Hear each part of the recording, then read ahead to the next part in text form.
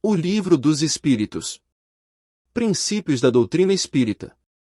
Sobre a imortalidade da alma, a natureza dos espíritos e suas relações com os homens, as leis morais, a vida presente, a vida futura e o porvir da humanidade, segundo os ensinos dados por espíritos superiores com o concurso de diversos médiuns, recebidos e coordenados por Allan Kardec. Introdução ao estudo da doutrina espírita. Para se designarem coisas novas são precisos termos novos. Assim o exige a clareza da linguagem, para evitar a confusão inerente à variedade de sentidos das mesmas palavras. Os vocábulos espiritual, espiritualista, espiritualismo têm acepção bem definida. Dar-lhes outra, para aplicá-los à doutrina dos espíritos, fora multiplicar as causas já numerosas de anfibologia. Com efeito, o espiritualismo é o oposto do materialismo. Quem quer que acredite haver em si alguma coisa mais do que matéria, é espiritualista. Não se segue daí, porém, que creia na existência dos espíritos ou em suas comunicações com o mundo visível. Em vez das palavras espiritual, espiritualismo, empregamos, para indicar a crença a que vimos de referir-nos, os termos espírita e espiritismo, cuja forma lembra a origem e o sentido radical e que, por isso mesmo, apresentam a vantagem de ser perfeitamente inteligíveis, deixando ao vocábulo espiritualismo a acepção que lhe é própria. Diremos, pois, que a doutrina espírita ou o espiritismo tem por princípio as relações do mundo material com os espíritos ou reis do mundo invisível. Os adeptos do espiritismo serão os espíritas, ou, se quiserem, os espiritistas. Como especialidade, o Livro dos Espíritos contém a doutrina espírita. Como generalidade, prende-se à doutrina espiritualista, uma de cujas fases apresenta. Essa a razão por que traz no cabeçalho do seu título as palavras filosofia espiritualista. Há outra palavra acerca da qual importa igualmente que todos se entendam, por constituir um dos fechos de abóbada de toda a doutrina moral e ser objeto de inúmeras controvérsias, a míngua de uma acepção bem determinada. É a palavra alma. A divergência de opiniões sobre a natureza da alma provém da aplicação particular que cada um dá a esse termo. Uma língua perfeita, em que cada ideia fosse expressa por um termo próprio, evitaria muitas discussões. Com uma palavra para cada coisa, todos se entenderiam. Segundo uns, a alma é o princípio da vida material orgânica. Não tem existência própria e se aniquila com a vida, é o materialismo puro. Neste sentido e por comparação, disse de um instrumento rachado, que nenhum som mais emite, não tem alma. De conformidade com essa opinião, a alma seria efeito e não causa. Pensam outros que a alma é o princípio da inteligência, agente universal do qual cada ser absorve uma certa porção. Segundo esses, não haveria em todo o universo senão uma só alma a distribuir centelhas pelos diversos seres inteligentes durante a vida destes, voltando cada centelha, mortos os seres, à fonte comum, a se confundir com o todo, como os regatos e os rios voltam ao mar, donde saíram. Essa opinião difere da precedente em que, nesta hipótese, não há em nós somente matéria, subsistindo alguma coisa após a morte. Mas é quase como se nada subsistisse, porquanto, destituídos de individualidade, não mais teríamos consciência de nós mesmos. Dentro desta opinião, a alma universal seria Deus, e cada ser um fragmento da divindade. Simples variante do panteísmo. Segundo outros, finalmente, a alma é um ser moral, distinto, independente da matéria e que conserva sua individualidade após a morte. Esta acepção é, sem contradita, a mais geral, porque, debaixo de um nome ou de outro, a ideia desse ser que sobrevive ao corpo se encontra, no estado de crença instintiva, não derivada de ensino, entre todos os povos, qualquer que seja o grau de civilização de cada um. Essa doutrina, segundo a qual a alma é causa e não efeito, é a dos espiritualistas. Sem discutir o mérito de tais opiniões e considerando apenas o lado linguístico da questão, diremos que estas três aplicações do termo alma correspondem a três ideias distintas, que demandariam, para serem expressas, três vocábulos diferentes. Aquela palavra tem, pois, tríplice acepção e cada um, do seu ponto de vista, pode com razão defini-la como faz. O mal está em a língua dispor somente de uma palavra para exprimir três ideias. A fim de evitar todo equívoco, seria necessário restringir-se a acepção do termo alma a uma daquelas ideias. A escolha é indiferente, o que se faz mister é o entendimento entre todos, reduzindo-se o problema a uma simples questão de convenção. Julgamos mais lógico tomá-lo na sua acepção vulgar e por isso chamamos alma ao ser imaterial e individual que em nós reside e sobrevive ao corpo. Mesmo quando esse ser não existisse, não passasse de produto da imaginação, ainda assim seria preciso um termo para designá-lo. Na ausência de um vocábulo especial para a tradução de cada uma das duas outras ideias a que corresponde a palavra alma, denominamos princípio vital o princípio da vida material e orgânica, qualquer que seja a fonte donde promane, princípio esse comum a todos os seres vivos, desde as plantas até o homem. Pois que pode haver vida com exclusão da faculdade de pensar, o princípio vital é coisa distinta e independente. A palavra vitalidade não daria a mesma ideia. Para uns o princípio vital é uma propriedade da matéria, um efeito que se produz achando-se a matéria em dadas circunstâncias.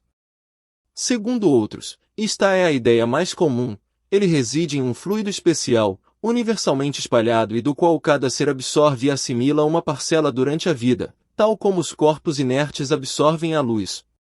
Esse seria então o fluido vital que, na opinião de alguns, em nada difere do fluido elétrico animalizado, ao qual também se dão os nomes de fluido magnético, fluido nervoso, etc. Seja como for, um fato a que ninguém ousaria contestar, pois que resulta da observação, é que os seres orgânicos têm em si uma força íntima que determina o fenômeno da vida, enquanto essa força existe. Que a vida material é comum a todos os seres orgânicos independe da inteligência e do pensamento, que a inteligência e o pensamento são faculdades próprias de certas espécies orgânicas, finalmente, que entre as espécies orgânicas dotadas de inteligência e de pensamento há uma dotada também de um senso moral especial, que lhe dá incontestável superioridade sobre as outras, a espécie humana. Concebe-se que, com uma acepção múltipla, o termo alma não exclui o materialismo, nem o panteísmo. O próprio espiritualismo pode entender a alma de acordo com uma ou outra das duas primeiras definições, sem prejuízo do ser imaterial distinto, a que então dará um nome qualquer.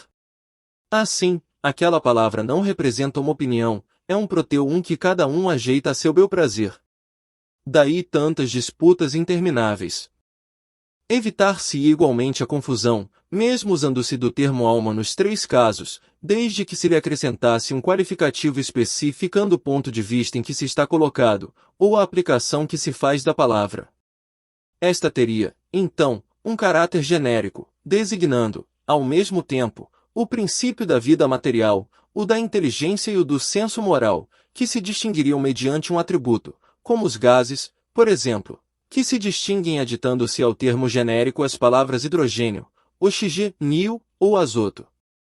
Poder-se-ia, assim, dizer, e talvez fosse o melhor, a alma vital, indicando o princípio da vida material, a alma intelectual, o princípio da inteligência, e a alma espírita, o da nossa individualidade após a morte.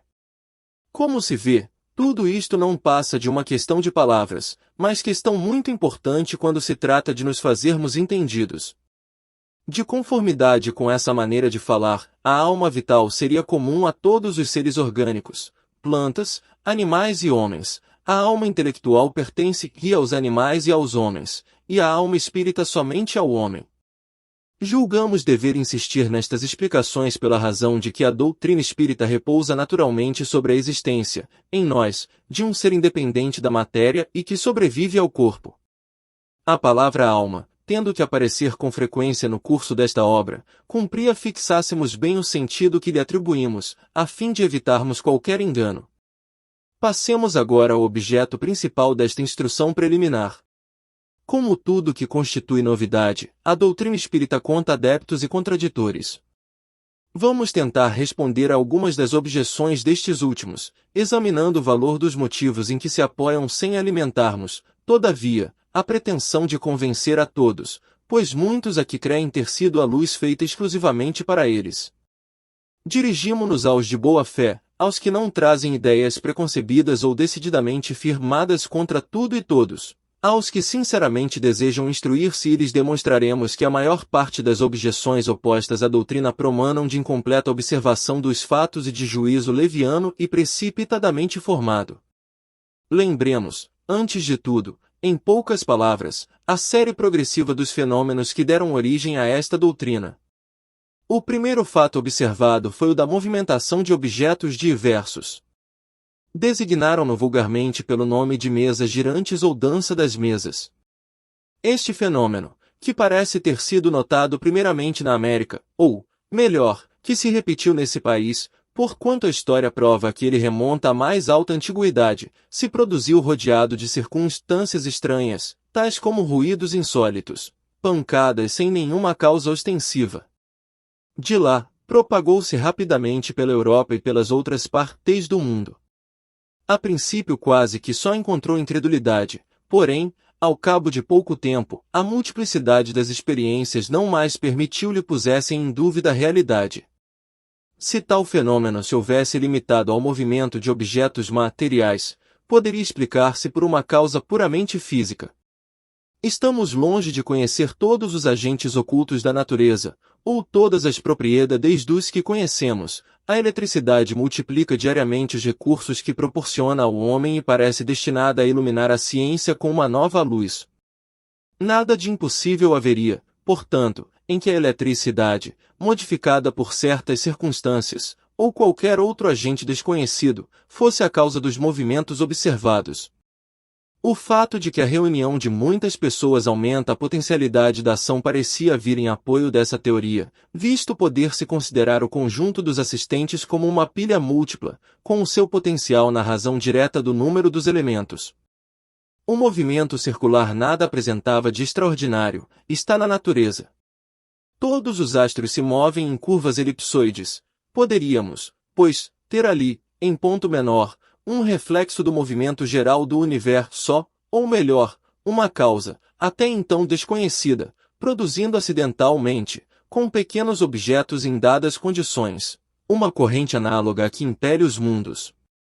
O movimento, no entanto, nem sempre era circular, muitas vezes era brusco e desordenado, sendo o objeto violentamente sacudido, derribado, levado numa direção qualquer e, contrariamente a todas as leis da estática, levantado e mantido em suspensão. Ainda que nada havia que se não pudesse explicar pela ação de um agente físico invisível. Não vemos a eletricidade deitar por terra edifícios, desarraigar árvores, atirar longe os mais pesados corpos, atraí-los ou repeli-los. Os ruídos insólitos, as pancadas, ainda que não fossem um dos efeitos ordinários da dilatação da madeira, ou de qualquer outra causa acidental, podiam muito bem ser produzidos pela acumulação de um fluido oculto. A eletricidade não produz formidáveis ruídos. Até aí, como se vê, tudo pode caber no domínio dos fatos puramente físicos e fisiológicos. Sem sair desse âmbito de ideias, já ali havia, no entanto, matéria para estudos sérios e dignos de prender a atenção dos sábios. Por que assim não aconteceu? É penoso dizê-lo, mas o fato deriva de causas que provam, entre mil outros semelhantes, a leviandade do espírito humano. A vulgaridade do objeto principal que serviu de base às primeiras experiências não foi alheia à indiferença dos sábios. Que influência não tem tido muitas vezes uma palavra sobre as coisas mais graves? Sem atenderem a que o movimento podia ser impresso a um objeto qualquer, a ideia das mesas prevaleceu, sem dúvida, por ser o objeto mais cômodo e porque, à roda de uma mesa, muito mais naturalmente do que em torno de qualquer outro móvel, se sentam diversas pessoas. Ora, os homens superiores são com frequência tão pueris que não há como ter por impossível que certos espíritos de escola hajam considerado deprimente ocuparem-se com o que se convencionara chamar a dança das mesas. É mesmo provável que se o fenômeno observado por Galvânio fora por homens vulgares e ficasse caracterizado por um nome burlesco, ainda estaria relegado a fazer companhia à varinha mágica. Qual, com efeito, o sábio que não houvera julgado uma indignidade ocupar-se com a dança das rãs? Alguns, entretanto, muito modestos para convirem em que bem poderia dar se não lhes ter ainda a natureza dito a última palavra, quiseram ver, para a tranquilidade de suas consciências.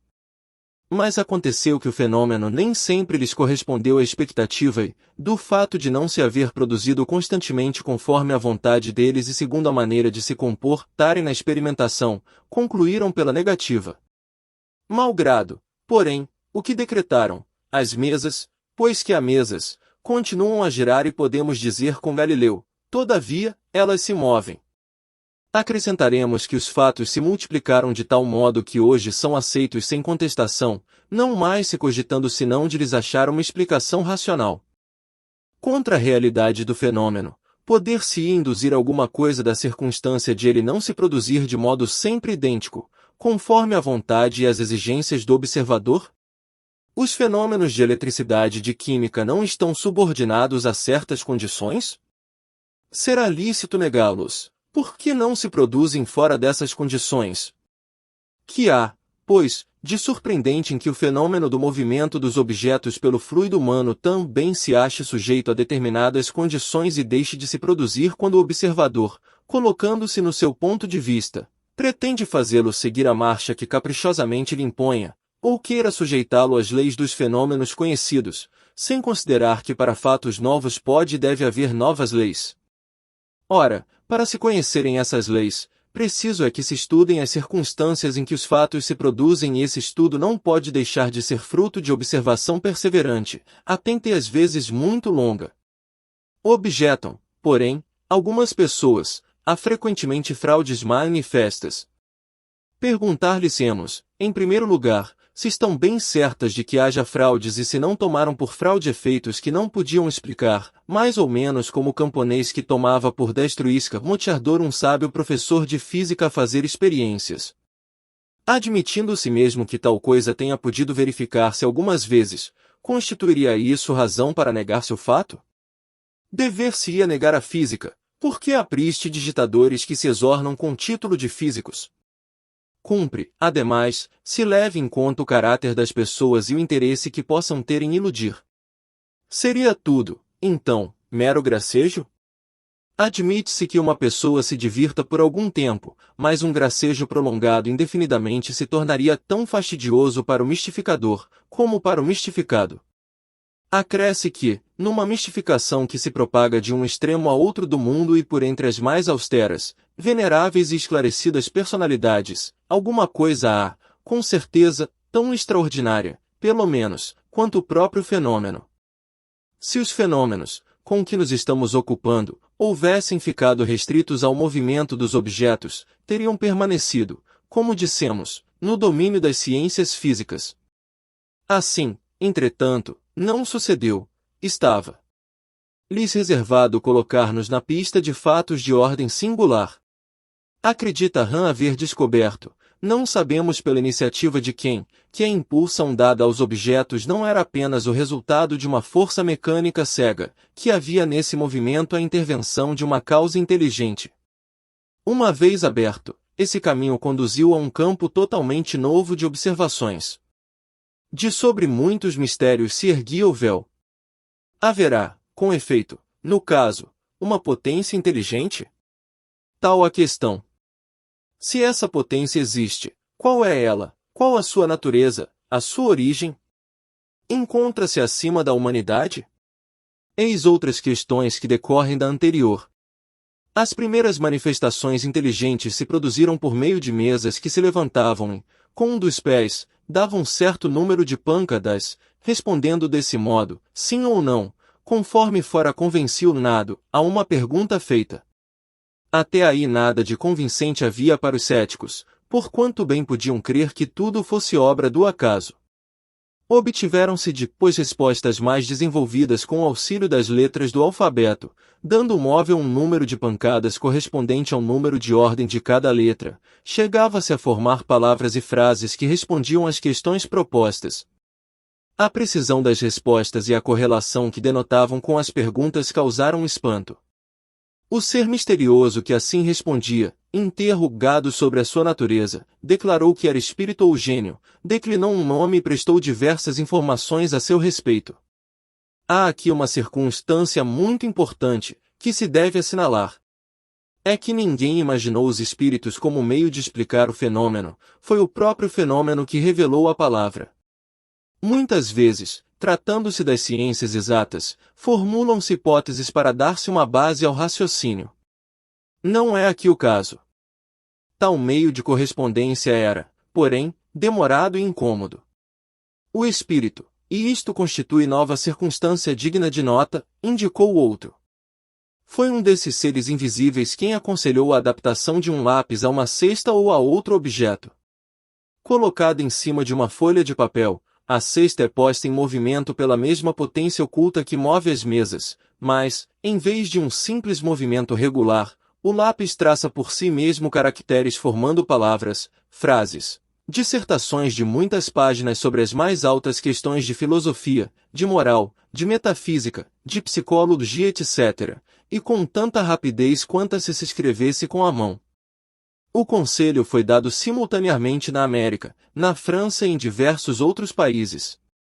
Eis em que termos o deram em Paris, a 10 de junho de 1853, a um dos mais fervorosos adeptos da doutrina e que, havia muitos anos, desde 1849, se ocupava com a evocação dos espíritos. Vai bascar, no aposento ao lado, a cestinha, amarra-lhe um lápis, coloca-a sobre o papel, põe-lhe os teus dedos sobre a borda. Alguns instantes após, a cesta entrou a mover-se e o lápis escreveu, muito legível, esta frase: proíbo expressamente que transmitas a quem quer que seja o que acabo de dizer. Da primeira vez que escrever, escreverei melhor. O objeto a que se adapta o lápis, não passando de mero instrumento, completamente indiferentes são a natureza e a forma que tenha. Daí o haver-se procurado dar-lhe a disposição mais cômoda. Assim é que muita gente se serve de uma prancheta pequena.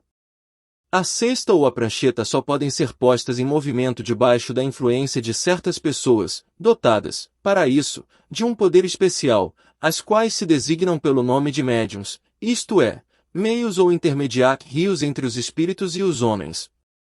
As condições que dão esse poder resultam de causas ao mesmo tempo físicas e morais, ainda imperfeitamente conhecidas, porquanto há médiuns de todas as idades, de ambos os sexos e em todos os graus de desenvolvimento intelectual. É, todavia, uma faculdade que se desenvolve pelo exercício. Reconheceu-se mais tarde que a cesta e a prancheta não eram, realmente, mais do que um apêndice da mão, e o médium, tomando diretamente do lápis, se pôs a escrever por um impulso involuntário e quase abriu. Dessa maneira, as comunicações se tornaram mais rápidas, mais fáceis e mais completas. Hoje é esse o meio geralmente empregado e com tanto mais razão quanto o número das pessoas dotadas dessa aptidão é muito considerável e cresce todos os dias. Finalmente, a experiência deu a conhecer muitas outras variedades da faculdade mediadora, vindo-se a saber que as comunicações podiam igualmente ser transmitidas pela palavra, pela audição, pela visão, pelo tato, etc., e até pela escrita direta dos espíritos, isto é, sem o concurso da mão do médium, nem do lápis. Obtido o fato, restava comprovar um ponto essencial, o papel do médium nas respostas e a parte que, mecânica e moralmente, pode ter nelas. Duas circunstâncias capitais, que não escapariam a um observador atento, tornam possível resolver-se a questão. A primeira consiste no modo por que a cesta se move sob a influência do médium, apenas lhe impondo os dedos sobre os bordos. O exame do fato demonstra a impossibilidade de o médium imprimir uma direção qualquer ao movimento daquele objeto. Essa impossibilidade se patenteia, sobretudo, quando duas ou três pessoas colocam juntamente as mãos sobre a cesta. Fora preciso entre elas uma concordância verdadeiramente fenomenal de movimentos.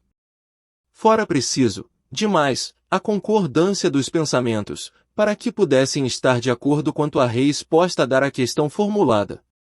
Outro fato, não menos singular, ainda vem a aumentar a dificuldade.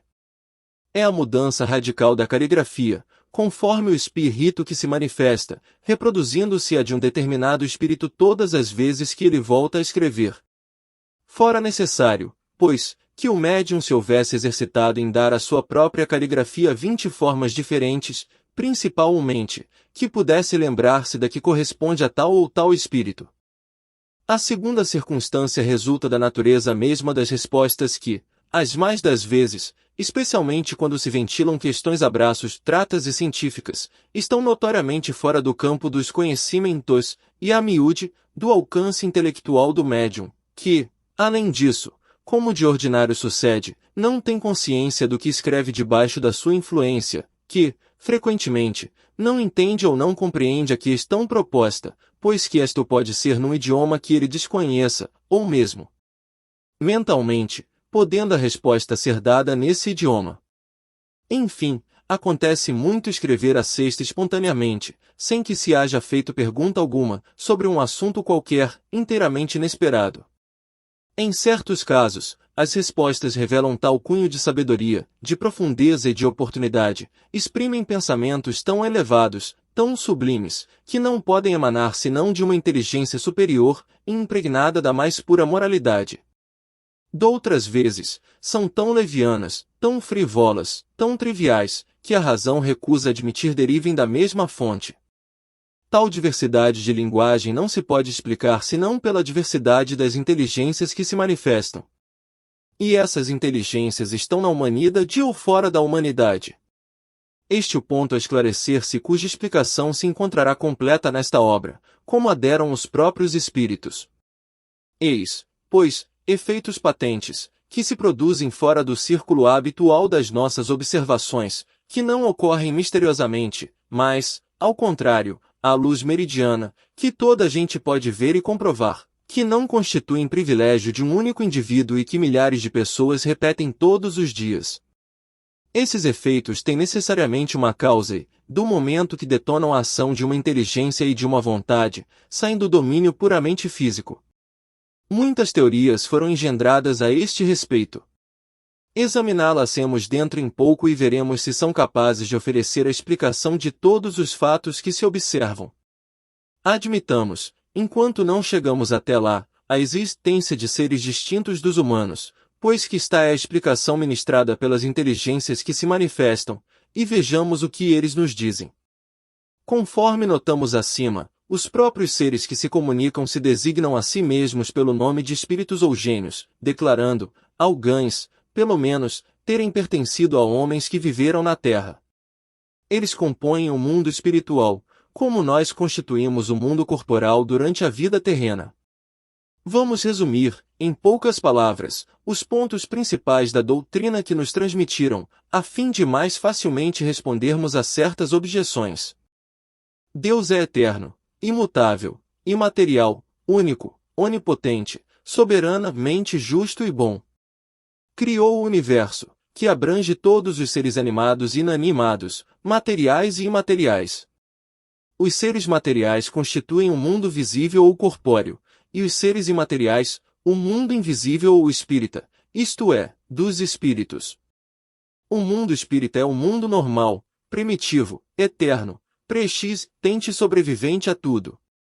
O mundo corporal é secundário, poderia deixar de existir, ou não ter jamais existido, sem que por isso se alterasse a essência do mundo espírita. Os espíritos revestem temporariamente um invólucro material perecível, cuja destruição pela morte lhes restitui a liberdade. Entre as diferentes espécies de seres corpóreos, Deus escolheu a espécie humana para a encarnação dos espíritos que chegaram a certo grau de desenvolvimento, dando-lhe superioridade moral e intelectual sobre as outras. A alma é um espírito encarnado, sendo o corpo apenas o seu envoltório. Há no homem três coisas. Primeiro, o corpo ou ser material análogo aos animais e animado pelo mesmo princípio vital. Segundo, a alma ou ser imaterial, espírito encarnado no corpo. Terceiro, o laço que prende a alma ao corpo, princípio intermediário entre a matéria e o espírito. Tem assim o homem duas naturezas. Pelo corpo, participa da natureza dos animais, cujos instintos lhe são comuns. Pela alma, participa da natureza dos espíritos. O laço ou perispírito, que prende ao corpo o espírito, é uma espécie de envoltório semimaterial. A morte é a destruição do invólucro mais grosseiro. O espírito conserva o segundo, que lhe constitui um corpo etéreo, invisível para nós no estado normal, porém, que pode tornar-se acidentalmente visível e mesmo tangível, como sucede no fenômeno das aparições.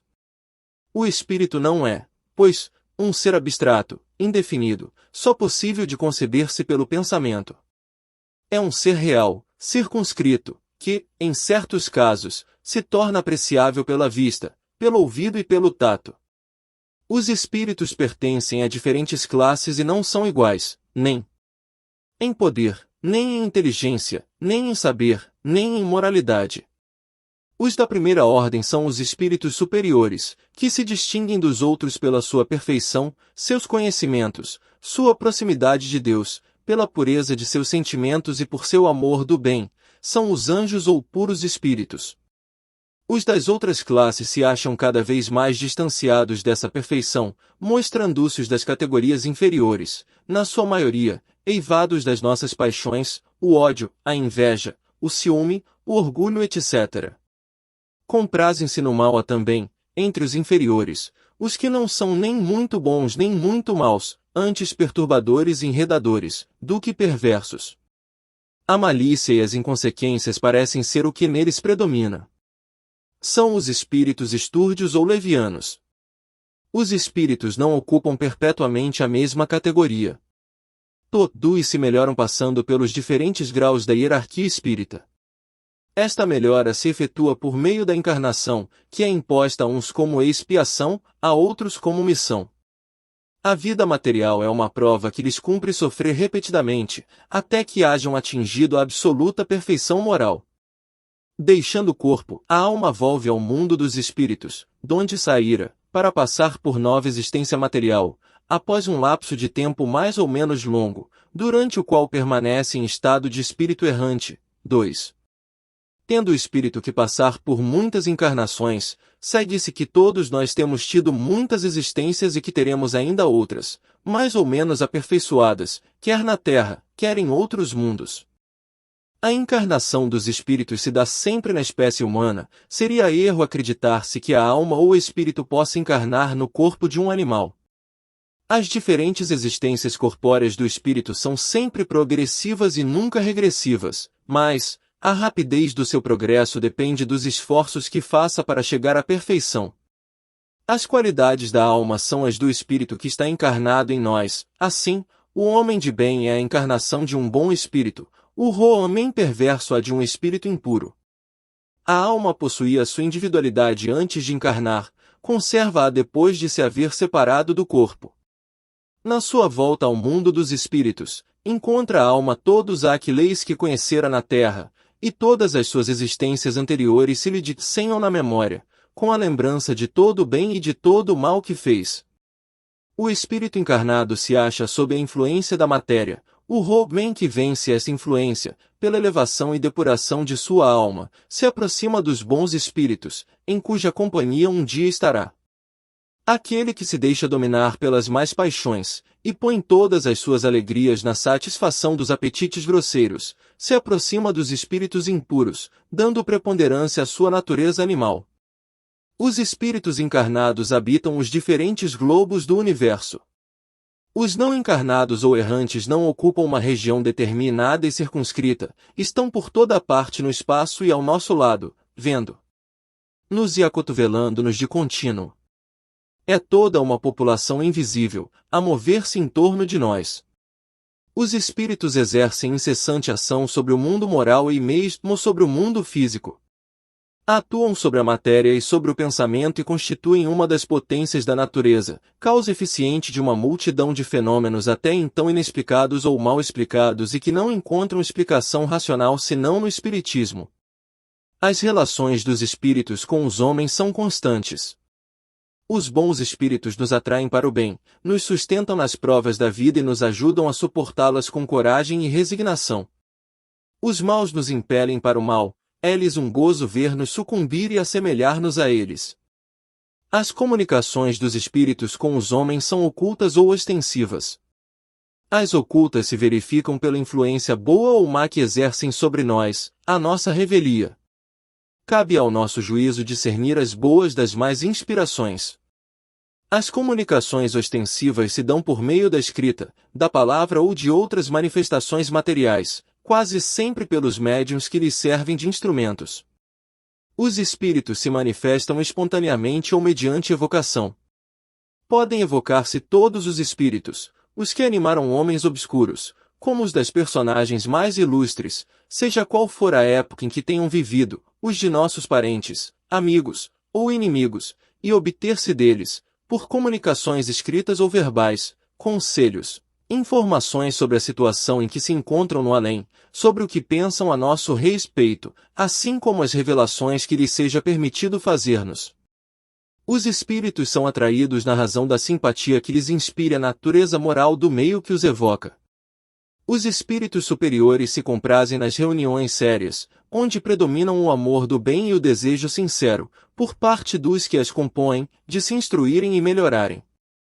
A presença deles afasta os espíritos inferiores que, inversamente, encontram livre acesso e podem obrar com toda a liberdade entre pessoas frívolas ou impelidas unicamente pela curiosidade e onde quer que existam maus instintos. Longe de se obterem bons conselhos, ou informações úteis, deles só se devem espirrar futilidades, mentiras, gracejos de mau gosto, ou mistificações, pois que muitas vezes tomam nomes venerados, a fim de melhor induzirem ao erro. Distinguir os bons dos maus espíritos é extremamente fácil. Os espíritos superiores usam constantemente de linguagem digna, nobre, repassada da mais alta moralidade, escoimada de qualquer paixão inferior, a mais pura sabedoria lhes transparece dos conselhos, que objetivam sempre o nosso melhoramento e o bem da humanidade. A dos espíritos inferiores, ao contrário, é inconsequente, a miúde trivial e até grosseira.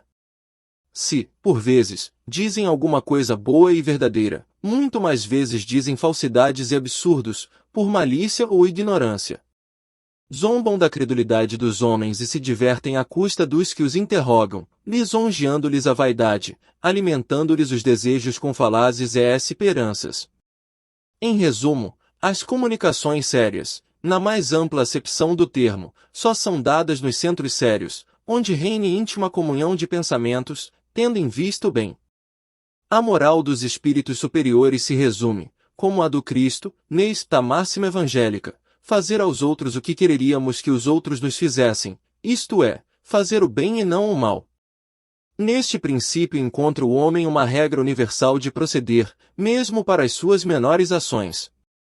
Ensinam-nos que o egoísmo, o orgulho, a sensualidade são paixões que nos aproximam da natureza animal, prendendo-nos à matéria, que o homem que, já neste mundo, se desliga da matéria, desprezando as futilidades mundanas e amando o próximo, se avizinha da natureza espiritual, que cada um deve tornar-se útil, de acordo com as faculdades e os meios que Deus lhe pôs nas mãos para experimentá-lo, que o forte e o poderoso devem amparo e proteção ao fraco, porquanto transgride a lei de Deus aquele que abusa da força e do poder para oprimir o seu semelhante.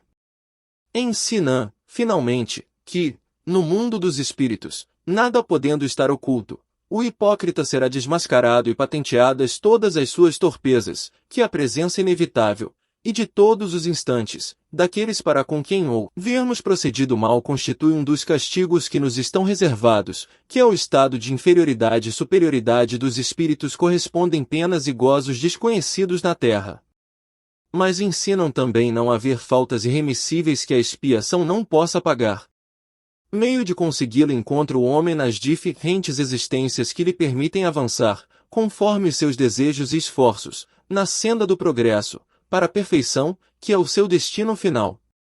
Este é o resumo da doutrina espírita, como resulta dos ensinamentos dados pelos espíritos superiores. Vejamos agora as objeções que se lhe contrapõem. Para muita gente, a oposição das corporações científicas constitui, se não uma prova, pelo menos forte presunção contra o que quer que seja. Não somos dos que se insurgem contra os sábios, pois não queremos dar aso a que de nós digam que escolciamos. Temo-los, ao contrário, em grande apreço e muito honrados nos julgaríamos se fossemos contados entre eles. Suas opiniões, porém, não podem representar, em todas as circunstâncias, uma sentença irrevogável. Desde que a ciência sai da observação material dos fatos, tratando de os apreciar e explicar, o campo está aberto às conjecturas.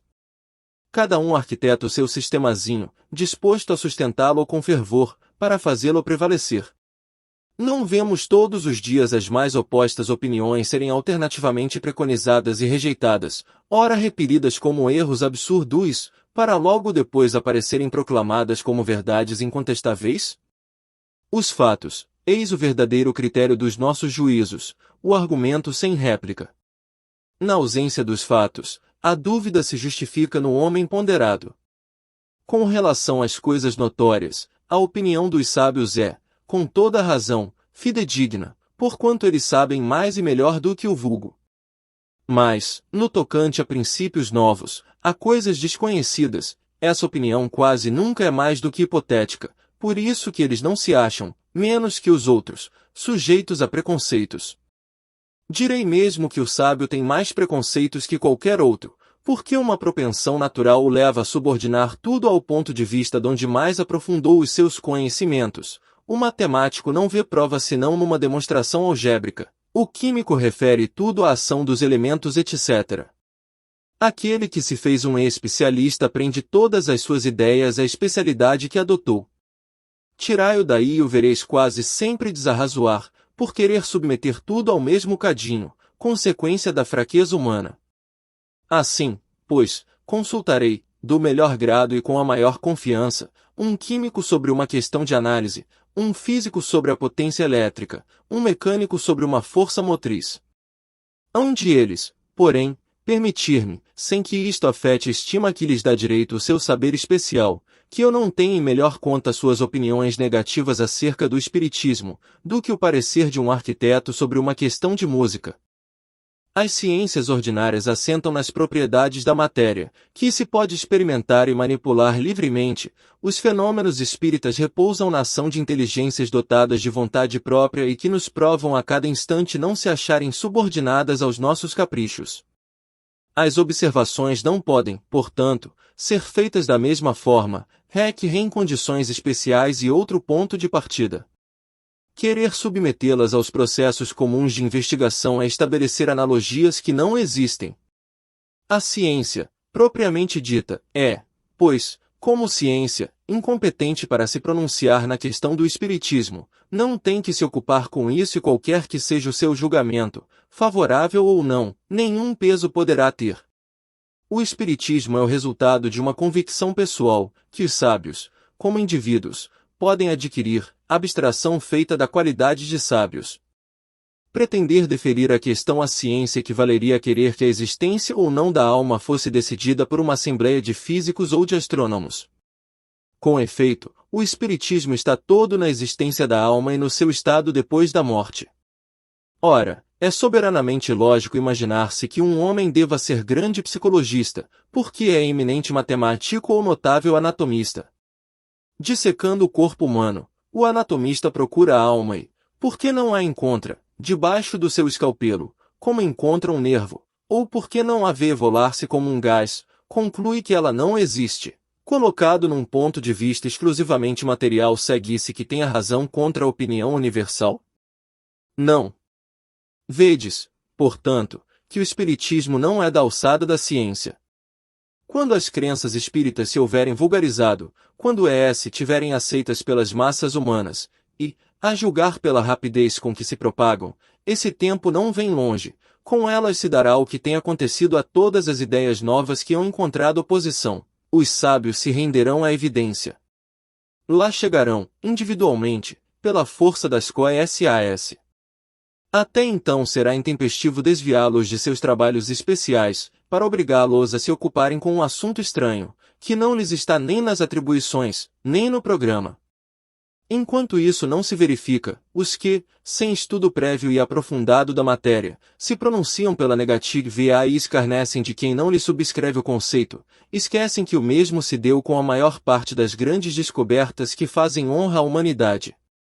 Expõe-se a ver seus nomes alongando a lista dos ilustres proscritores das ideias novas inscritos a par dos membros da douta Assembleia que, em 1752, acolheu com retumbante gargalhada a memória de Franklin sobre os para-raios. julgando-a indigna de figurar entre as comunicações que lhe eram dirigidas, e dos daquela outra que ocasionou perder à França as vantagens da iniciativa da marinha a vapor, declarando o sistema de Fulton um sonho irrealizável.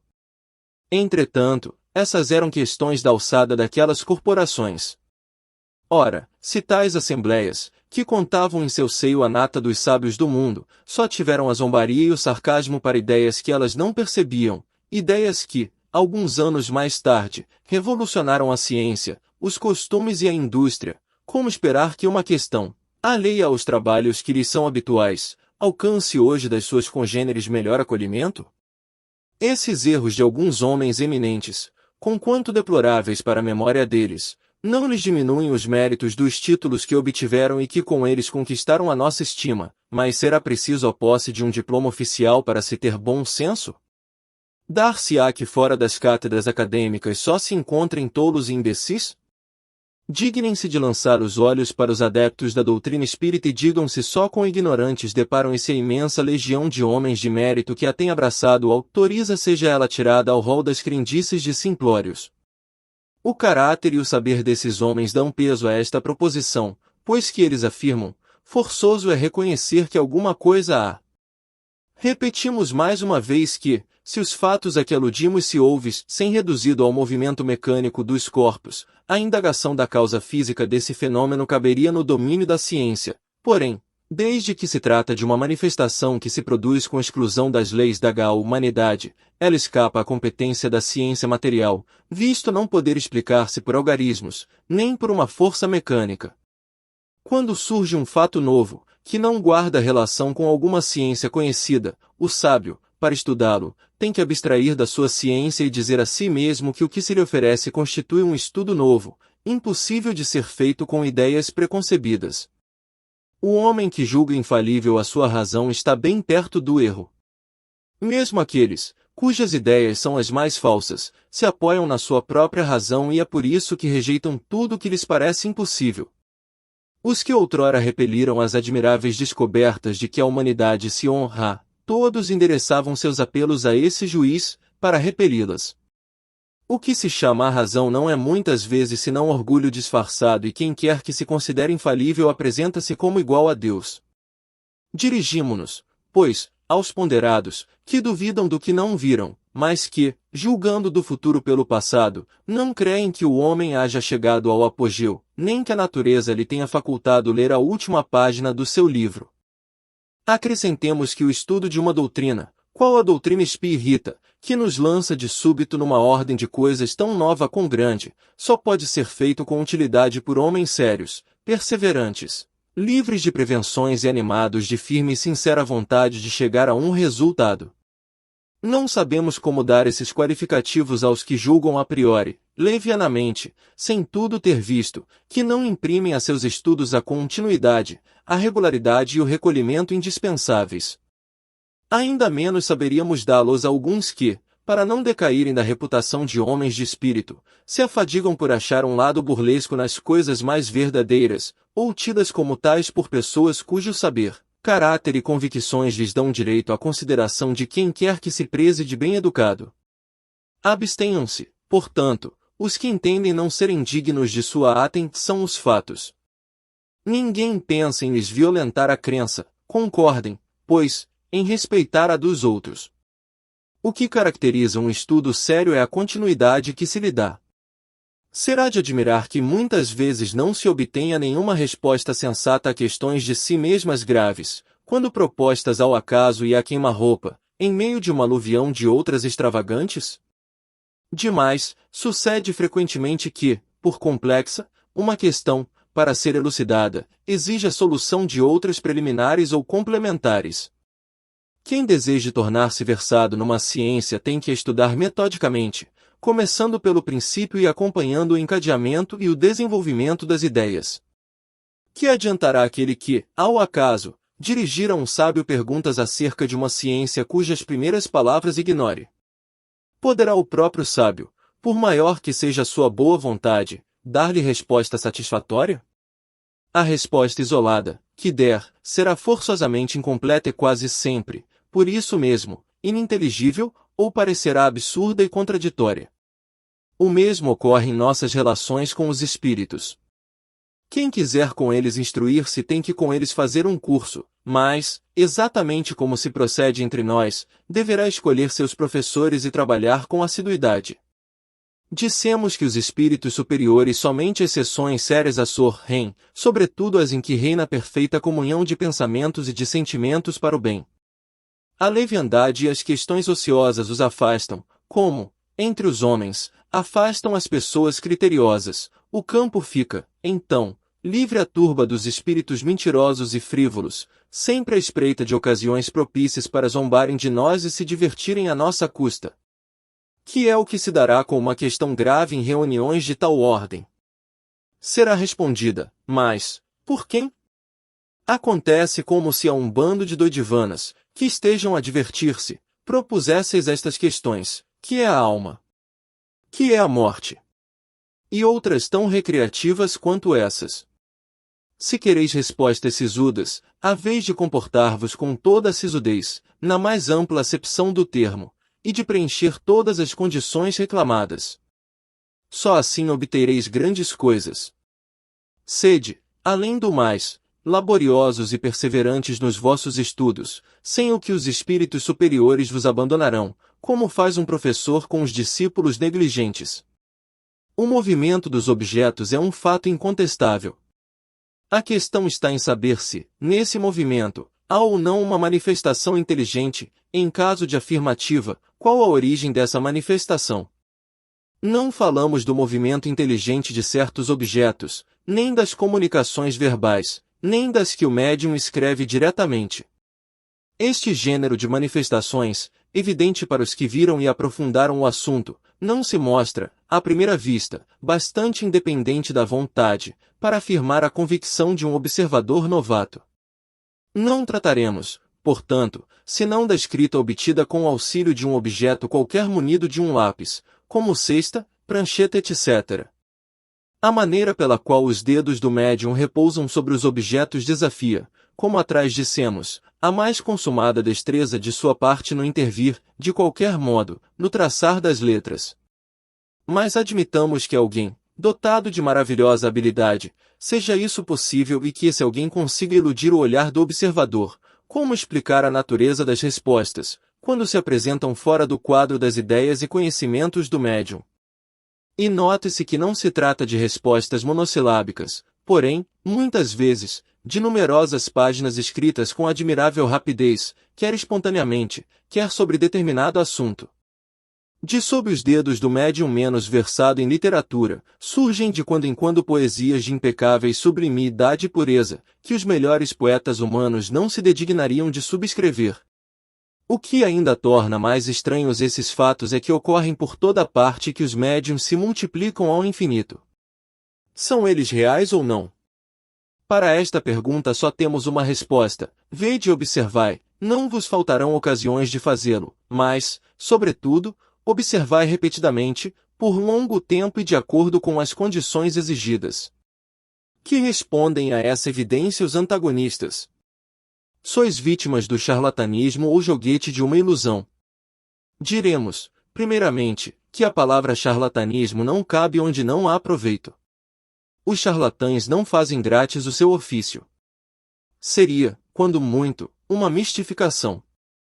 Mas por que singular coincidência esses mistificadores se achariam acodes, de um extremo a outro do mundo, para proceder do mesmo modo, produzir os mesmos efeitos e dar, sobre os mesmos assuntos em línguas diversas, respostas idênticas, se não quanto à forma, pelo menos quanto ao sentido? Como compreender-se que pessoas austeras, honradas, instruídas se prestassem a tais manejos? E com que fim? Como achar em crianças a paciência e a habilidade necessárias a tais resultados? Porque, se os médiuns não são instrumentos passivos, indispensáveis se lhes fazem habilidade e conhecimentos incompatíveis com a idade infantil e com certas posições sociais. Dizem então que, se não há fraude, pode haver ilusão de ambos os lados. Em boa lógica, a qualidade das testemunhas é de alguma importância. Ora, é aqui o caso de perguntarmos se a doutrina espírita, que já conta milhões de adeptos, só os recruta entre os ignorantes? Os fenômenos em que ela se baseia são tão extraordinários que concebemos a existência da dúvida. O que, porém, não podemos admitir é a pretensão de alguns incrédulos, a de terem o monopólio do bom senso e que, sem guardarem as conveniências e respeitarem o valor moral de seus adversários, taxem, com desplante, de ineptos os que lhes não seguem o parecer.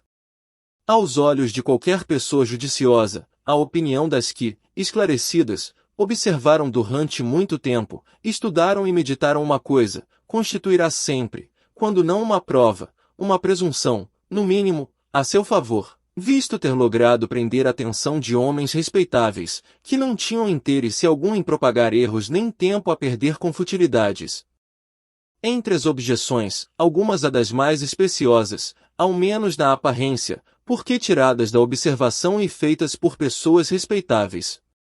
A uma delas serve de base a linguagem de certos espíritos, que não parece digna da elevação atribuída a seres sobrenaturais.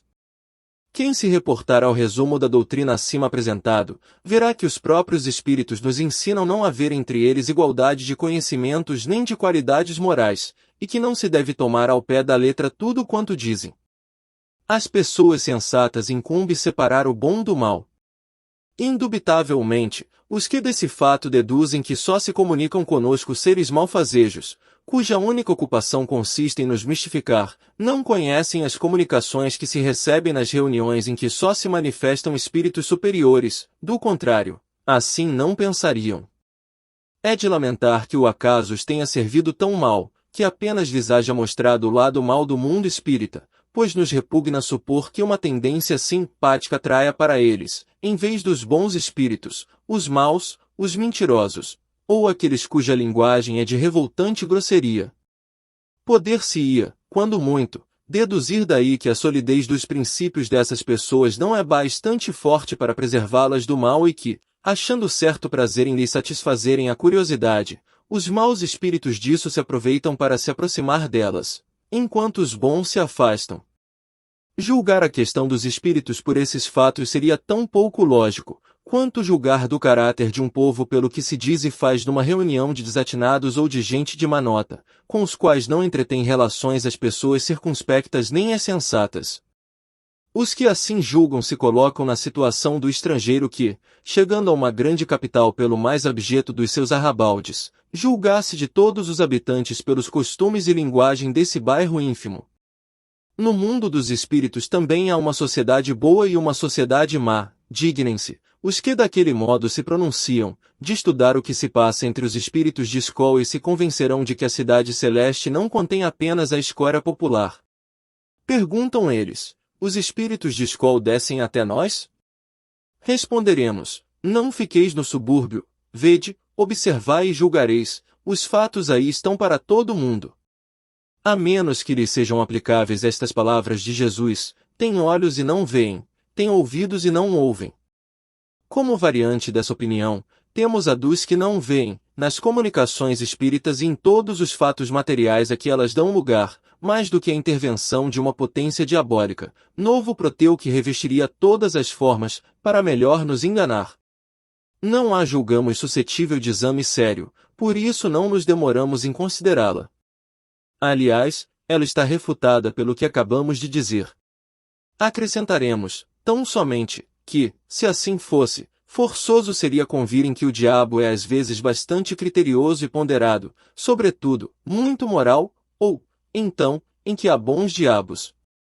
Efetivamente, como acreditar que Deus só ao espírito do mal permita que se manifeste, para perder-nos, sem nos dar por contrapeso os conselhos dos bons espíritos?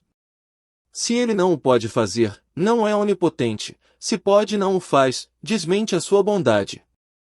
Ambas as suposições se riam blasfemas. Note-se que admitir a comunicação dos maus espíritos é reconhecer o princípio das manifestações. Ora, se elas se dão, não pode deixar de ser com a permissão de Deus. Como, então, se há de acreditar, sem impiedade, que ele só permita o mal, com exclusão do bem? Semelhante doutrina é contrária às mais simples noções do bom senso e da religião.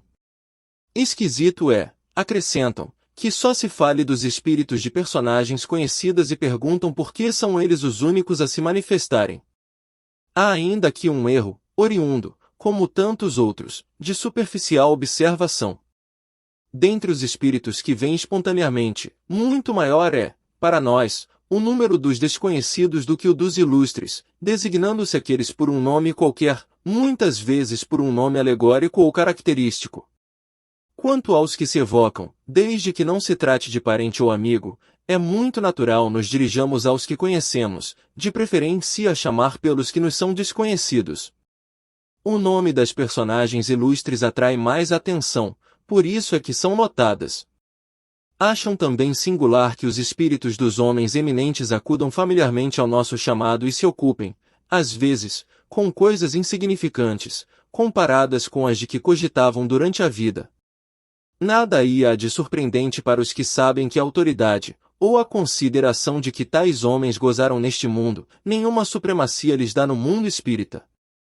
Nisto, os espíritos confirmam estas palavras do Evangelho: os grandes serão rebaixados e os pequenos serão elevados, devendo esta sentença entender-se com relação à categoria em que cada um de nós se achará entre eles.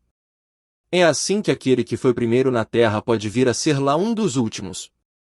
Aquele diante de quem curvávamos aqui a cabeça pode, portanto, vir falar-nos como o mais humilde operário, pois que deixou, com a vida terrena, toda a sua grandeza, e o mais poderoso monarca pode achar-se lá muito abaixo do último dos seus soldados. Um fato demonstrado pela observação e confirmado pelos próprios espíritos é o de que os espíritos inferiores muitas vezes usurpam nomes conhecidos e respeitados. Quem pode, pois, afirmar que os que dizem ter sido, por exemplo, Sócrates, Júlio César, Carlos Magno, Fénelon, Napoleão, Washington entre outros, tenham realmente animado essas personagens?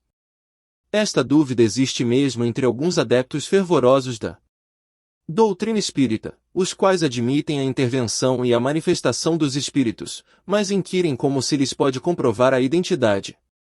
Semelhante prova é, de fato, bem difícil de produzir-se. Conquanto, porém, não o possa ser de modo tão autêntico como por uma certidão de registro civil, pode-o ao menos por presunção, segundo certos indícios.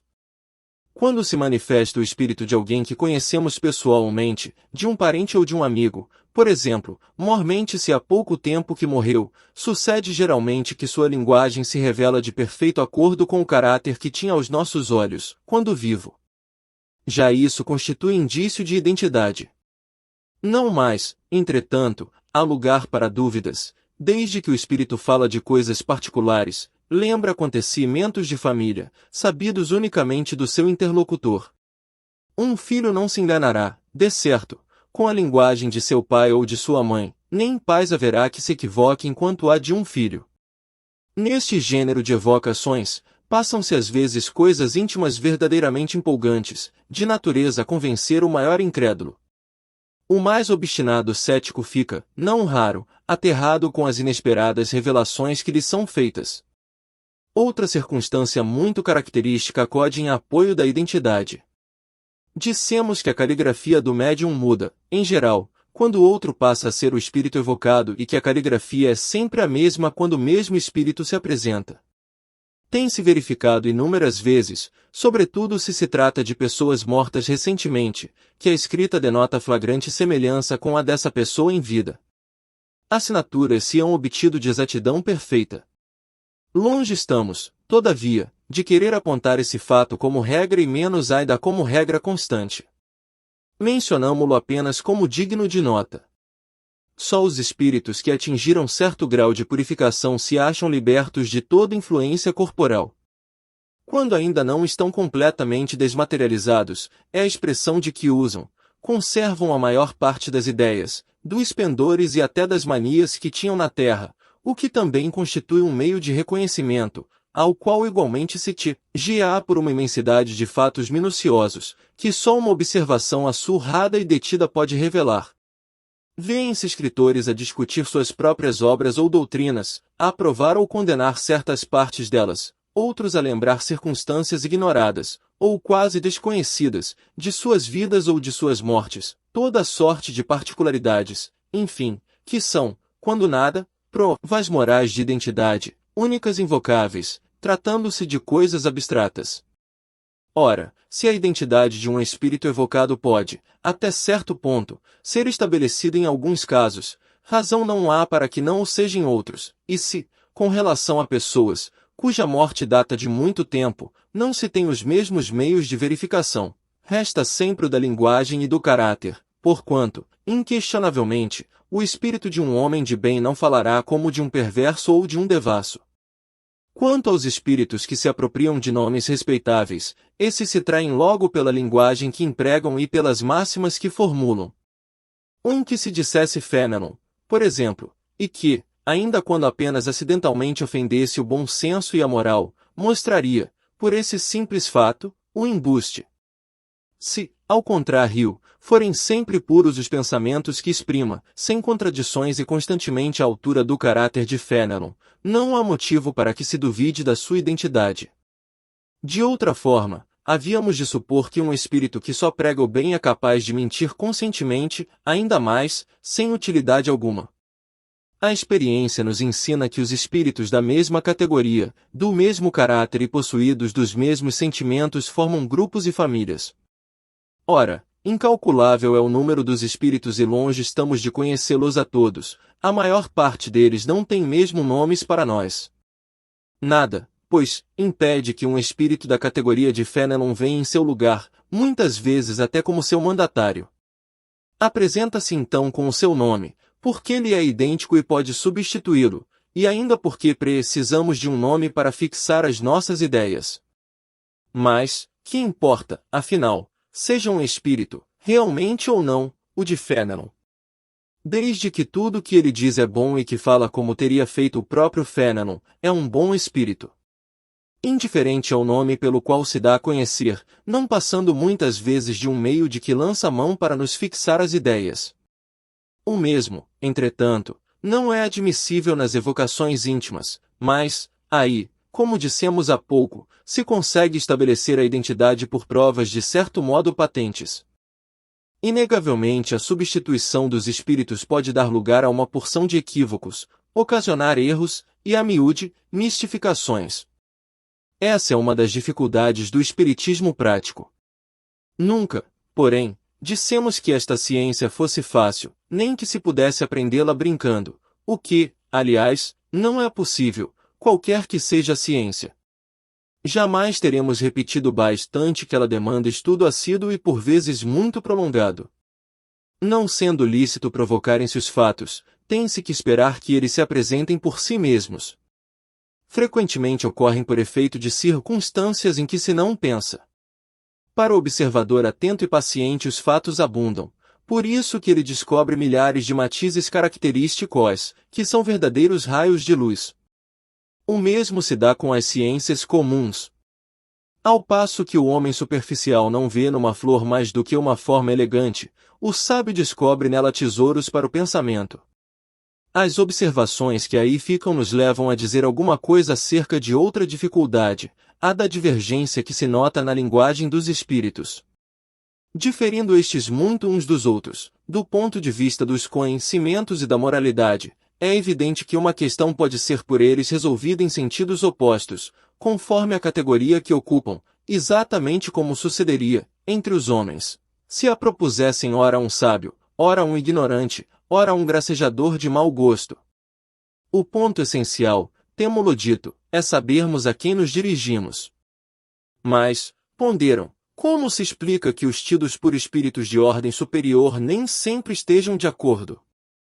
Diremos, em primeiro lugar, que, independentemente da causa que vimos de assinalar, outras há de molde exercerem certa influência sobre a natureza das respostas, abstração feita da probidade dos espíritos. Este é um ponto capital, cuja explicação a alcançaremos pelo estudo. Por isso é que dizemos que estes estudos requerem atenção demorada, observação profunda e, sobretudo, como aliás o exigem todas as ciências humanas, continuidade e perseverança.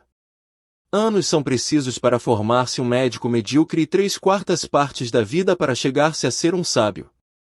Como pretender-se em algumas horas adquirir a ciência do infinito? Ninguém, pois, se iluda, o estudo do espiritismo é imenso, Interessa a todas as questões da metafísica e da ordem social, é um mundo que se abre diante de nós. Será de admirar que o efetuá-lo demande tempo, muito tempo mesmo? A contradição, demais, nem sempre é tão real quanto possa parecer. Não vemos todos os dias homens que professam a mesma ciência divergirem na definição que dão de uma coisa, quer empreguem termos diferentes, quer a encarem de pontos de vista diversos, embora seja sempre a mesma ideia fundamental? Conte quem puder as definições que se tem dado de gramática. Acrescentaremos que a forma da resposta depende muitas vezes da forma da questão. Pueril, portanto, seria apontar contradição onde frequentemente só há diferença de palavras. Os espíritos superiores não se preocupam absolutamente com a forma. Para eles, o fundo do pensamento é tudo. Tomemos, por exemplo, a definição de alma. Carecendo este termo de uma acepção invariável, compreende-se que os espíritos, como nós, divirjam na definição que dela deem. Um poderá dizer que é o princípio da vida, outro chamar-lhe centelha anímica, um terceiro afirmar que ela é interna, um quarto que é externa, etc., tendo todos razão, cada um do seu ponto de vista. Poder-se-á mesmo crer que alguns deles professem doutrinas materialistas, e todavia, não ser assim. Outro tanto acontece relativamente a Deus. Será, o princípio de todas as coisas, o Criador do universo, a inteligência suprema, o infinito, o grande espírito, etc. Em definitiva, será sempre Deus. Citemos, finalmente, a classificação dos espíritos. Eles formam uma série ininterrupta, desde o mais ínfimo grau até o grau superior. A classificação é, pois, arbitrária. 1. Grupá-los em 3 classes, outro em 5, 10 ou 20, à vontade, sem que nenhum esteja em erro. Todas as ciências humanas nos oferecem idênticos exemplos. Cada sábio tem o seu sistema, os sistemas mudam, a ciência, porém, não muda. Aprenda-se a botânica pelo sistema de Linneu, ou pelo de Jussieu, ou pelo de Tournefort, nem por isso se saberá menos botânica. Deixemos, conseguintemente, de emprestar a coisas de pura convenção mais importância do que merecem, para só nos atermos ao que é verdadeiramente importante. Não raro, a reflexão fará-se descubra, no que pareça disparate, uma similitude que escapará a um primeiro exame. Passaríamos brevemente pela objeção que fazem alguns céticos, a propósito das faltas ortográficas que certos espíritos cometem, se ela não oferecesse margem a uma observação essencial. A ortografia deles, cumpre dizê-lo, nem sempre é irreprochável, mas grande escassez de razões seria mister para se fazer disso objeto de crítica séria, dizendo que, visto sabe em tudo, os espíritos devem saber ortografia. Poderíamos opor-lhes os múltiplos pecados desse gênero cometidos por mais de um sábio da terra, o que, entretanto, em nada lhes diminui o mérito. Há, porém, no fato, uma questão mais grave. Para os espíritos, principalmente para os espíritos superiores, a ideia é tudo, a forma nada vale. Livres da matéria, a linguagem de que usam entre si é rápida como o pensamento, porquanto são os próprios pensamentos que se comunicam sem intermediário. Muito pouco à vontade hão de eles se sentirem, quando obrigados, para se comunicarem conosco, a utilizarem-se das formas longas e embaraçosas da linguagem humana e a lutarem com a insuficiência e a imperfeição dessa linguagem, para exprimirem todas as ideias. É o que eles próprios declaram. Por isso mesmo, bastante curiosos são os meios de que se servem com frequência para obviarem a esse inconveniente. O mesmo se daria conosco, se houvéssemos de exprimir-nos num idioma de vocábulos e fraseados mais longos e de maior pobreza de expressões do que o de que usamos. É um embaraço que experimenta o homem de gênio, para quem constitui motivo de impaciência a lentidão da sua pena sempre muito atrasada no lhe acompanhar o pensamento. Compreende-se, diante disto, que os espíritos liguem pouca importância à puerilidade da ortografia, mormente quando se trata de ensino profundo e grave. Já não é maravilhoso que se exprimam indiferentemente em todas as línguas e que as entendam todas? Não se conclua daí, todavia, que desconheçam a correção convencional da linguagem. observam-na, quando necessário. Assim é, por exemplo, que a poesia por eles ditada desafiaria quase sempre a crítica do mais meticuloso purista, a despeito da ignorância do médium. Há também pessoas que veem perigo por toda parte e em tudo que não conhecem. Daí a pressa com que, do fato de haverem perdido a razão alguns dos que se entregaram a estes estudos, tiram conclusões desfavoráveis ao espiritismo. Como é que homens sensatos enxergam nisto uma objeção valiosa? Não se dá o mesmo com todas as preocupações de ordem intelectual que empolguem um cérebro fraco? Quem será capaz de precisar quantos loucos e maníacos os estudos da matemática, da medicina, da música, da filosofia e outros têm produzido? Dever-se-ia, em consequência, banir esses estudos? Que prova isso? Nos trabalhos corporais, estropiam-se os braços e as pernas, que são os instrumentos da ação material. Nos trabalhos da inteligência, estropia-se o cérebro, que é o do pensamento. Mas, por se haver quebrado o instrumento, não se segue que o mesmo tenha acontecido ao espírito. Este permanece intacto e, desde que se liberte da matéria, gozará, tanto quanto qualquer outro, da plenitude das suas faculdades. No seu gênero, ele é, como homem, um mártir do trabalho. Todas as grandes preocupações do espírito podem ocasionar a loucura, as ciências, as artes e até a religião lhe fornecem contingentes. A loucura tem como causa primária uma predisposição orgânica do cérebro, que o torna mais ou menos acessível a certas impressões. Dada a predisposição para a loucura, esta tomará o caráter de preocupação principal, que então se muda em ideia fixa, podendo tanto ser a dos espíritos, em quem com ele se ocupou, como a de Deus, dos anjos, do diabo, da fortuna, do poder, de uma arte, de uma ciência, da maternidade, de um sistema político ou social. Provavelmente, o louco religioso se houvera tornado um louco espírita, se o espiritismo for a sua preocupação dominante, do mesmo modo que o louco espírito seria sob outra forma, de acordo com as circunstâncias. Digo, pois, que o espiritismo não tem privilégio algum a esse respeito. Vou mais longe, digo que, bem compreendido, ele é um preservador contra a loucura. Entre as causas mais comuns de sobreexcitação cerebral, devem contar-se as decepções, os infortúnios, as afeições contrariadas, que, ao mesmo tempo, são as causas mais frequentes de suicídio. Ora, o verdadeiro espírita vê as coisas deste mundo de um ponto de vista tão elevado, elas lhe parecem tão pequenas, tão mesquinhas, a par do futuro que o aguarda, a vida se lhe mostra tão curta, tão fugaz, que, aos seus olhos, as tribulações não passam de incidentes desagradáveis, no curso de uma viagem. O que, em outro, produziria violenta emoção, mediocremente o afeta. Demais, ele sabe que as amarguras da vida são provas úteis ao seu adiantamento, se as sofrer sem murmurar, porque será recompensado na medida da coragem com que as houver suportado. Suas convicções lhe dão, assim, uma resignação que o preserva do desespero e, por conseguinte, de uma causa permanente de loucura e suicídio. Conhece também, pelo espetáculo que as comunicações com os espíritos lhe proporcionam, qual a sorte dos que voluntariamente abreviam seus dias, e esse quadro é bem de molde a fazê-lo refletir, tanto que a cifra muito considerável já acende o número dos que foram detidos em meio desse declive funesto. Este é um dos resultados do espiritismo. Riam quanto queiram os incrédulos.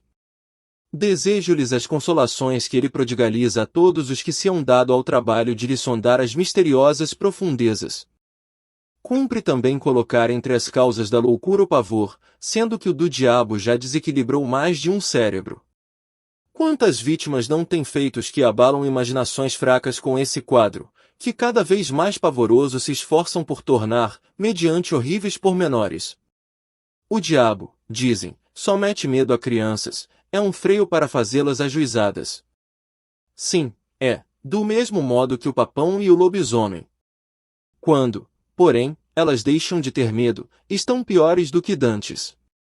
E, para alcançar-se tão belo resultado, não se levam em conta as inúmeras epilepsias causadas pelo abalo de cérebros delicados. Bem frágil seria a religião se, por não infundir terror, sua força pudesse ficar comprometida. Felizmente, assim não é.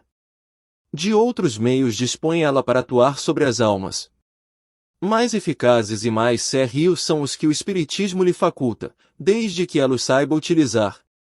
Ele mostra a realidade das coisas e só com isso neutraliza os funestos efeitos de um temor exagerado. Resta-nos ainda examinar duas objeções, únicas que realmente me recém este nome, porque se baseiam em teorias racionais.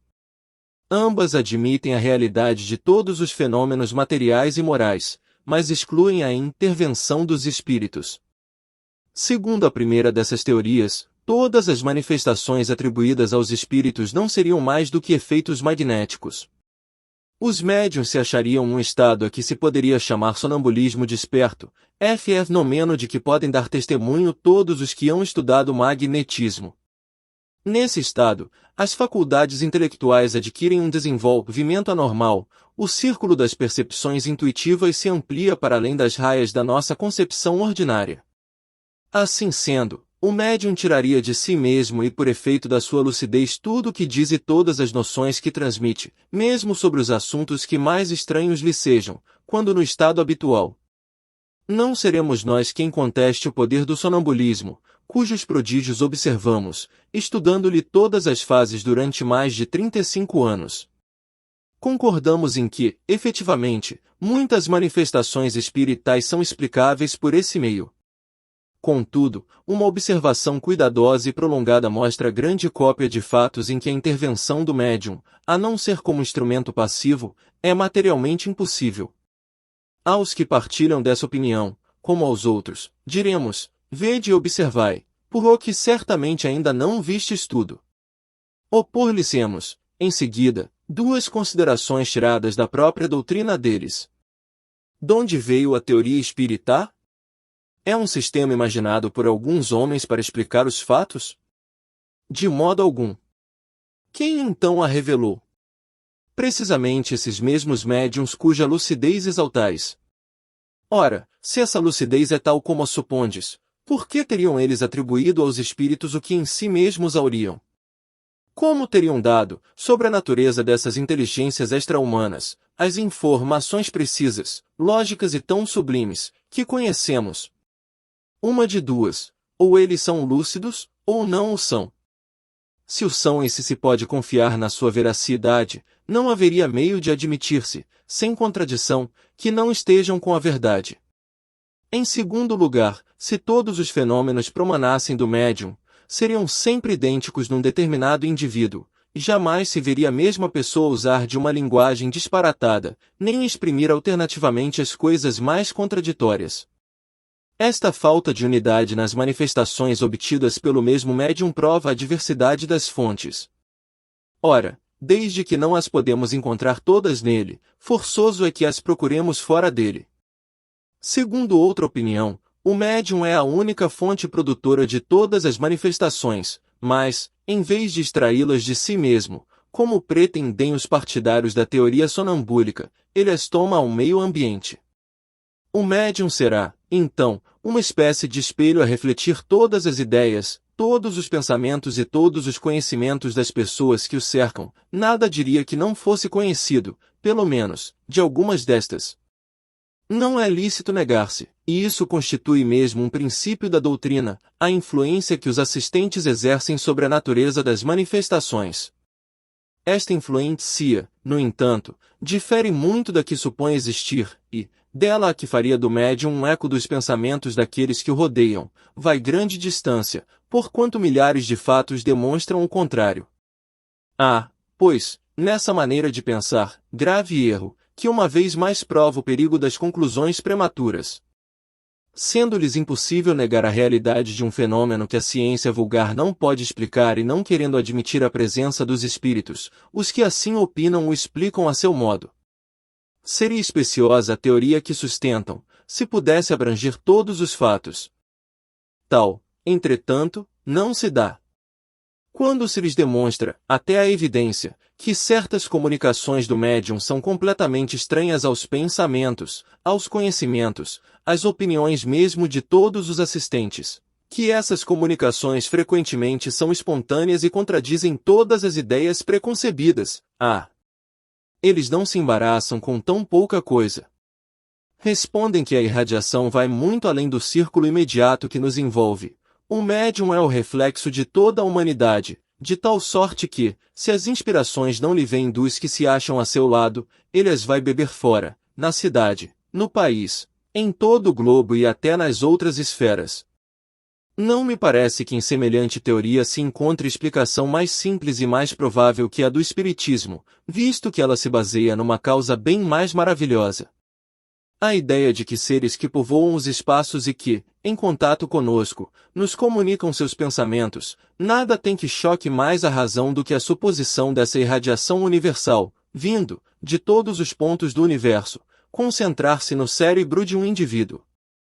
Ainda uma vez, e este é ponto capital sobre que nunca insistiremos bastante, a teoria sonambúlica e a que se poderia chamar refletiva foram imaginadas por alguns homens, são opiniões individuais, criadas para explicar um fato, ao passo que a doutrina dos espíritos não é de concepção humana.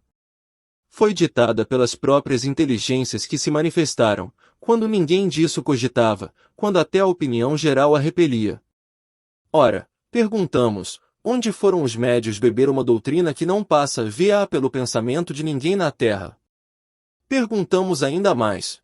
Por que estranha coincidência milhares de médios espalhados por todos os pontos do globo terráqueo, e que jamais se viram, acordaram em dizer a mesma coisa? Se o primeiro médium que apareceu na França sofreu a influência de opiniões já aceitas na América, por que singularidade foi ele buscá-las a 2000 léguas além-mar e no seio de um povo tão diferente pelos costumes e pela linguagem, em vez de as tomar ao seu derredor? Há ainda outra circunstância em que não se tem atentado muito. As primeiras manifestações, na França, como na América, não se verificaram por meio da escrita nem da palavra, e sim por pancadas concordantes com as letras do alfabeto e formando palavras e frases. Foi por esse meio que as inteligências, autoras das manifestações, se declararam espíritos. Ora, dado se pudesse supor a intervenção do pensamento dos médios nas comunicações verbais ou escritas, outro tanto não seria lícito fazer-se com relação às pancadas, cuja significação não podia ser conhecida de antemão. Poderíamos citar inúmeros fatos que demonstram, na inteligência que se manifesta, uma individualidade evidente e uma absoluta independência de vontade. Recomendamos, portanto, aos dissidentes, observação mais cuidadosa e, se quiserem estudar bem, sem prevenções, e não formular conclusões antes de terem visto tudo, reconhecerão a impotência de sua teoria para tudo explicar. Limitar-nos-emos a propor as questões seguintes. Por que a inteligência que se manifesta, qualquer que ela seja, recusa responder a certas perguntas sobre assuntos perfeitamente conhecidos, como, por exemplo, sobre o nome ou a idade do interlocutor, sobre o que ele tem na mão, o que fez na véspera, o que pensa fazer no dia seguinte, etc. Se o médium fosse o espelho do pensamento dos assistentes, nada lhe seria mais fácil do que responder. A esse argumento retrucam os adversários, perguntando, a seu turno, por que os espíritos, que devem saber tudo, não podem dizer coisa tão simples, de acordo com o axioma, quem pode o mais pode o menos, e daí concluem que não são os espíritos os que respondem. Se um ignorante ou um zombador, apresentando-se a uma douta assembleia, perguntasse, por exemplo, por que é dia às 12 horas, acreditará alguém que ela se daria o incômodo de responder seriamente fora lógico que, do seu silêncio ou das zombarias com que pagasse ao interrogante, se concluísse serem tolos os seus membros? Ora, exatamente porque os espíritos são superiores, é que não respondem a questões ociosas ou ridículas e não consentem ir para Berlinda, é por isso que se calam ou declaram que só se ocupam com coisas sérias.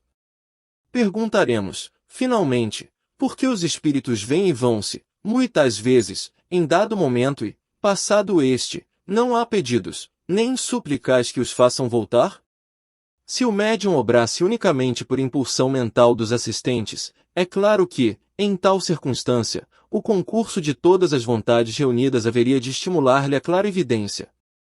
Desde, portanto, que não cede ao desejo da Assembleia, corroborado pela própria vontade dele, é que o médium obedece a uma influência que lhe é estranha e aos que o cercam, influência que, por esse simples fato, testifica da sua independência e da sua individualidade. O ceticismo, no tocante à doutrina espírita, quando não resulta de uma oposição sistemática por interesse, origina-se quase sempre do conhecimento incompleto dos fatos, o que não obsta que alguns cortem a questão como se a conhecessem a fundo. Pode-se ter muito atilamento, muita instrução mesmo, e carecer-se de bom senso.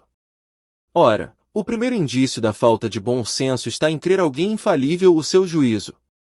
Há também muita gente para quem as manifestações espíritas nada mais são do que objeto de curiosidade. Confiamos em que, lendo este livro, encontrarão nesses extraordinários fenômenos alguma coisa mais do que simples passatempo. A ciência espírita compreende duas partes, experimental uma, relativa às manifestações em geral, filosófica, outra, relativa às manifestações inteligentes. Aquele que apenas haja observado a primeira se acha na posição de quem não conhecesse a física senão por experiências recreativas, sem haver penetrado no âmago da ciência. A verdadeira doutrina espírita está no ensino que os espíritos deram, e os conhecimentos que esse ensino comporta são por demais profundos e extensos para serem adquiridos de qualquer modo, que não por um estudo perseverante, feito no silêncio e no recolhimento. Porque, só dentro desta condição se pode observar um número infinito de fatos e particularidades que passam despercebidos ao observador superficial, e firmar opinião. Não produzisse este livro outro resultado além do de mostrar o lado sério da questão e de provocar estudos neste sentido, e rejubilaríamos por haver sido eleito para executar uma obra em que, aliás, nenhum mérito pessoal pretendemos ter, pois que os princípios delas arados não são de criação nossa. O mérito que apresenta cabe todo aos espíritos que a ditaram. Esperamos que dará outro resultado, o de guiar os homens que desejem esclarecer-se, mostrando-lhes, nestes estudos, um fim grande e sublime, o do progresso individual e social, e o de lhes indicar o caminho que conduz a esse fim. Concluamos, fazendo uma última consideração. Alguns astrônomos, sondando o espaço, encontraram, na distribuição dos corpos celestes, lacunas não justificadas e em desacordo com as leis do conjunto. Suspeita-se que essas lacunas deviam estar preenchidas por globos que lhes tinham escapado à observação. De outro lado, observaram certos efeitos, cuja causa lhes era desconhecida, e disseram: deve haver ali um mundo, porquanto esta lacuna não pode existir e estes efeitos hão de ter uma causa. Julgando então da causa pelo efeito, conseguiram calcular-lhe os elementos e mais tarde os fatos lhes vieram confirmar as previsões. Apliquemos este raciocínio a outra ordem de ideias. Se se observa a série dos seres, descobre-se que eles formam uma cadeia sem solução de continuidade, desde a matéria bruta até o homem mais inteligente. Entre o homem e Deus, porém, alfa e ômega de todas as coisas, que imensa lacuna!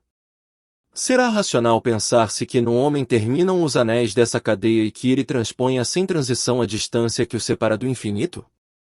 A razão nos diz que entre o homem e Deus outros elos necessariamente haverá, como disse aos astrônomos que, entre os mundos conhecidos, outros haveria, desconhecidos. Que filosofia já preencheu essa lacuna? O Espiritismo nola mostra preenchida pelos reis de todas as ordens do mundo invisível, e estes seres não são mais do que os espíritos dos homens, nos diferentes graus que levam à perfeição. Tudo então se liga, tudo se encadeia, desde o alfa até o ômega. Vós, que negais a existência dos espíritos, cumulai o vácuo que eles ocupam. E vós, que rides deles, ousai rir das obras de Deus e da sua onipotência. Allan Kardec.